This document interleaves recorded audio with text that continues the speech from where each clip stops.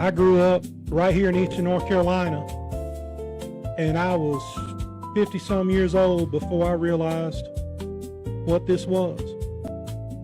Most people think history happened somewhere else: Gettysburg, Jamestown, Yorktown, Pennsylvania.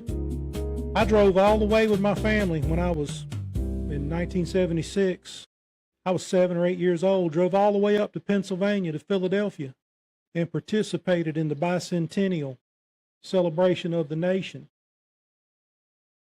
And I didn't realize that one of the major wars in the founding of our nation was fought right here on the ground that I walk on.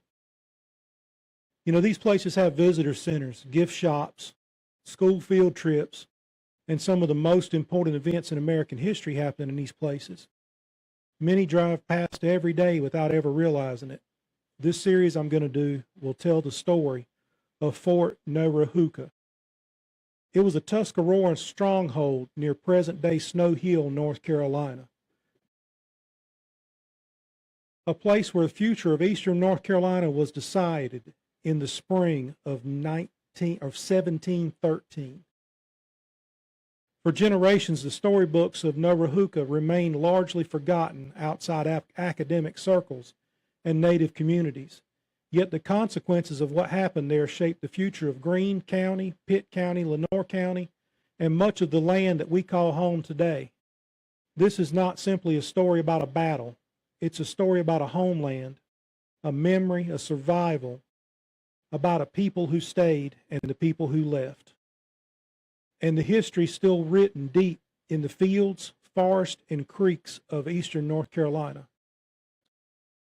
Join me as we travel back more than 3 centuries to the world of the Tuscarora people and the battle that changed eastern North Carolina forever. Let me ask you a question. How many times have you driven through Greene County, maybe headed to work, maybe going hunting, maybe passing through? Now let me ask you another question.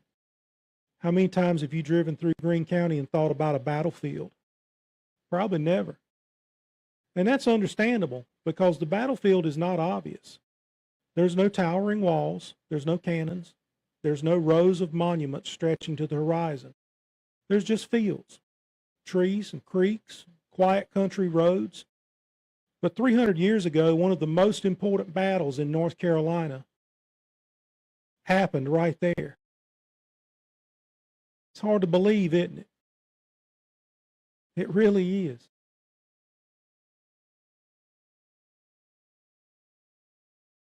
A battle that changed eastern North Carolina forever. A battle that most people have never heard of. The Battle of Fort Neoheroka.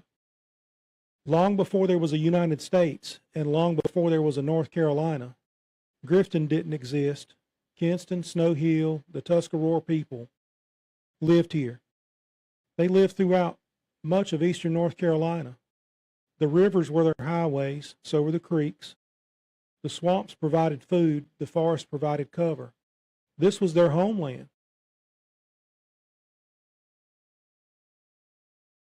Then everything changed. Land disputes, expansion, and a slave trade. Believe it or not, Native Americans were being sold into slavery. Violence, and then there was a war. And eventually a final stand at the fortified stronghold near Contentnia Creek, a place called Neoheroka. Hundreds died there. Entire families disappeared there. And the future of eastern North Carolina changed there. What made this story different for me is that I didn't discover it in a college classroom. I didn't learn about it in K through 12, even though it happened right here within walking distance of us. I grew up in the middle of where all this happened. There was a field just down the road within walking distance of my house that I could walk out when there weren't crops in the field and pick up buckets full of arrowheads. I had heard there were Native American settlements, and I'd heard there were old battle sites around. And I had climbed on twisted trees that once marked ancient trails. See, the Native Americans would take a pecan sapling and pin it to the ground so it would grow crooked. And these crooked trees were signposts in the woods. That's how they navigated. I visited with the descendants of the Tuscarora who still call this region home, and only later did I realize all those pieces belong to the same story. Over the next several episodes, we're going to uncover that story together. The war, the people, the fort, the battle, and the survivors. And with the history that still lies beneath our feet. I'm Todd Edwards. This is Tick Bite NC. Now, before I leave, I'd like to thank everyone who's going to join me on this journey throughout one of the most important chapters of Eastern North Carolina history. History that matters, not because it tells us who to blame and not because it tells us who to celebrate, because it helps us understand how we got here. Fort Neoheroka is way more than a battlefield. It's a reminder of the Tuscarora people that lived here long before us. They raised families, they worked the land, they built communities, they had towns, they had a working government. They faced hardships, they made sacrifices, and they left traces of their lives behind. Some of those traces survive in museums, some are in archaeological sites, some survive in family stories, and some still rest beneath the soil of Eastern North Carolina. I've researched this series, and I've often thought about the arrowhead fields I walked in as a child, the artifacts I dug out of the ground, and the stories passed down through local families. I've thought about the conversations I've been fortunate enough to have with descendants of the Tuscarora people, and these experiences reminded me that history is not dead. It's all around us, sometimes hidden and forgotten, but never truly gone.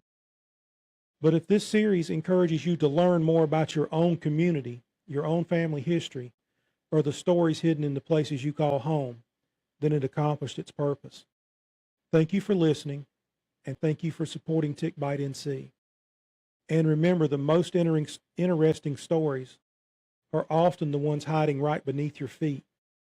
I'm Todd Edwards. Until next time, take care of each other, and never stop exploring history, especially the history of Eastern North Carolina.